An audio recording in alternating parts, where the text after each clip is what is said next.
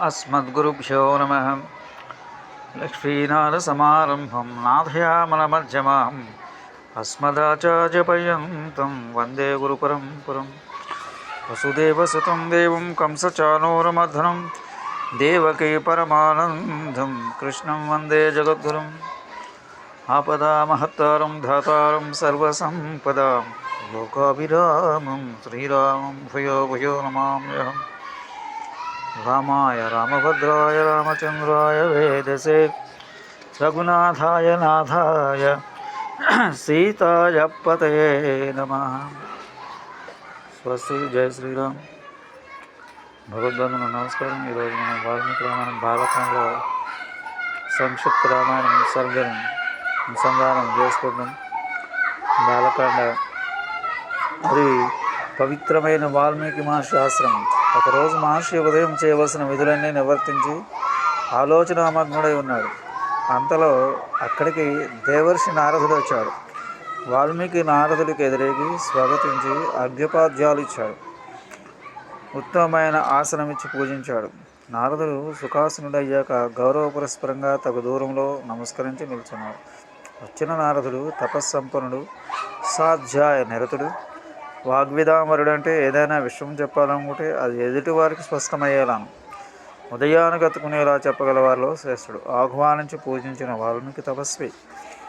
పెద్దలు వారి సన్నిధిని అనుగ్రహించి ప్రసన్నులై ఉన్నప్పుడు వారు వినయముగా మన సందేహాలను విన్నవించి ప్రశ్నించడానికి పరిప్రశ్నించడం అంటాం. ఆ సాంప్రదాయాన్ని పాటిస్తూ మహాతపస్వి వాల్మీకి మునుపంగుడైన నారదుని పరిప్రశ్నించాడు. ఆ తపస్వి అడిగిన ప్రశ్నతోనే రామాయణ మహాకావ్యం ప్రారంభమైంది. తపస్వాధ్యాయనిరతం తపస్వి వాగ్విదాం వరం నారదం పరిప్రపశ్య వాల్మీకి మునుపంగవం. తపస్వాధ్యాయనిరతం తపస్వి వాగ్విదాం వరం నారదం పరిప్రపశ్య వాల్మీకి మునుపంగవం. వాల్మీకి నారదుని పరిప్రశ్నించాడు. ఈ ప్రశ్నతోనే రామాయణ మహాకావ్యం ప్రారంభమవుతుంది. మహర్షి, ఇప్పుడు ఈ లోకంలో ఎవడైనా మానవుడు ధర్మజ్ఞుడు, కృతజ్ఞుడు, సత్యవంతుడు, దృఢవ్రతుడు, సచ్చరిత్రుడు, సర్వప్రాణకోటికి హితుడు, విద్వాంసుడు, సముద్రుడు, సదా ప్రియదర్శనుడు, ఆపైన ధైర్యవంతుడు, తేజోవంతుడు, జితక్రోధుడు, అసూయ లేనివాడు, కోపించి రణరంగంలో నిలిస్తే దేవతలు కూడా భయం కలిగించేవాడు ఉన్నాడా? మీరు సకల లోకాల సమాచారం తెలుసుకోగల సమర్థులు కదా. అటువంటి మానవుడు ఉంటే మీకు తప్పక తెలుస్తుంది. అతడు గురించి మీ వలన తెలుసుకోవాలని చాలా కుతూహలంగా ఉంది. దయచేసి నా సందేహం తీర్చండి. నారదుడు త్రికాలజ్ఞుడు. గతంలో జరిగినవి, భవిష్యత్తులో జరిగిపోయేవి, వర్తమానంలో జరుగుతున్నవి ఆయనకు తెలుసు. ఆయన త్రికాలజ్ఞుడు. ముల్లోకాల సమాచారం ఆయనకు స్పష్టంగా తెలుస్తుంది. అటువంటి నారదుని వాల్మీకి ప్రశ్న వినగానే పులికించిపోయాడు. ప్రహుష్ట.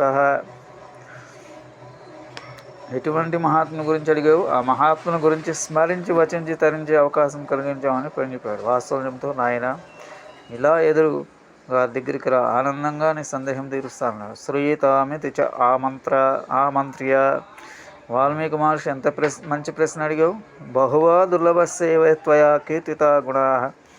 నువ్వు కీర్తించిన ఈ విశిష్టమైన గుణాలు సాధారణమైన మానవులకు దుర్లభమైనవి. అయితే ఆ సద్గుణాలని ఇప్పుడు ఈ భూలోకంలో ఒక మహాపురుషుని ఆశ్రయించి ఉన్నాయి. అతడి గురించి చెప్తాను, సావధానంగా విను. ఇక్ష్వాకు వంశంలో కౌసల్యాదేవి కడుపున పుట్టిన రాముడు మహాపురుషుడు ఉన్నాడు. అతన్ని లోకమంతా ముక్తకంఠంతో కీర్తిస్తుంది. అతడు నియతాత్ముడు, మహావీర్యుడు, జ్యోతిమంతుడు, ధృతిమంతుడు, మహోరస్కుడు, మహాశ్వాసుడు. చక్రవర్తికి ఉండవలసిన విశేషాలంకార లక్షణాలన్నీ రాసి పోసినట్టు ఉంటాడు. ఎత్తైన చెక్కిలతో, చక్కటి శిరస్సుతో, పొందికగా ఉన్న నుదిటితో బలిష్టమైన బాహువులతో రాముని దివ్యమంగళ రూపం. అతను ఆజానుబాహు, అత్యంత బలశాలి. అతడు అరిషడ్వర్గం జయించినవాడు. ధర్మజ్ఞుడు, సత్యసంధుడు, సకల విద్యాపారంగతుడు, జ్ఞాన సంపన్నుడు, యశస్వి, శ్రీమంతుడు, శత్రు సంహారకుడు, గాంభీర్యంలో సముద్రం అంతటివాడు, ధైర్యంలో హిమస్ పర్వతం వంటివాడు. సదా ప్రజ హితాన్నే కోరుకుంటాడు.